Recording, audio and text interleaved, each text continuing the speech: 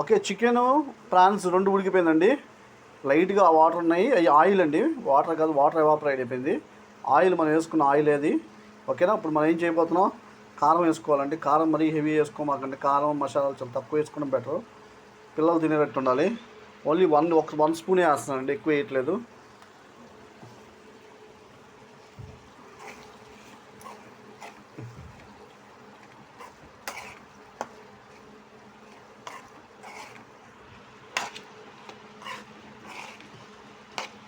ఇక్కడ my dear friends అలా తిప్పుకోవాలి.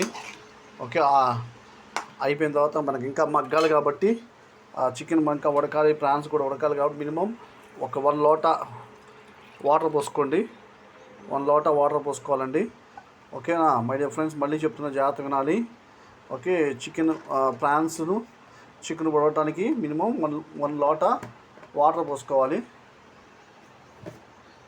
వాటర్ పోసుకున్న తర్వాత కారం వేసుకున్న తర్వాత వాటర్ పోసుకుని ఓకే మగ్గేలా చూసుకోవాలి. ఓకేనా మై డియర్ ఫ్రెండ్స్, కొద్దిగా ఉడకాలి, లేకపోతే టేస్ట్ ఉండదండి. ఓకేనా మై డియర్ ఫ్రెండ్స్, అవి ఉడికిన తర్వాత కొద్దిగా బాగా మగ్గిన తర్వాత ఎగ్స్ వేసుకుందాం.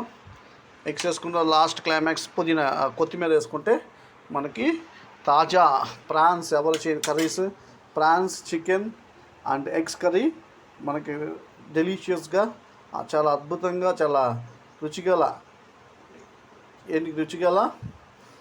Prawns, chicken and eggs curry ready అవ్వబోతుందండి. అందరూ మర్చిపోమాకండి లైక్, షేర్, సబ్స్క్రైబ్ చేయడం. ఓకేనా. Have a nice day.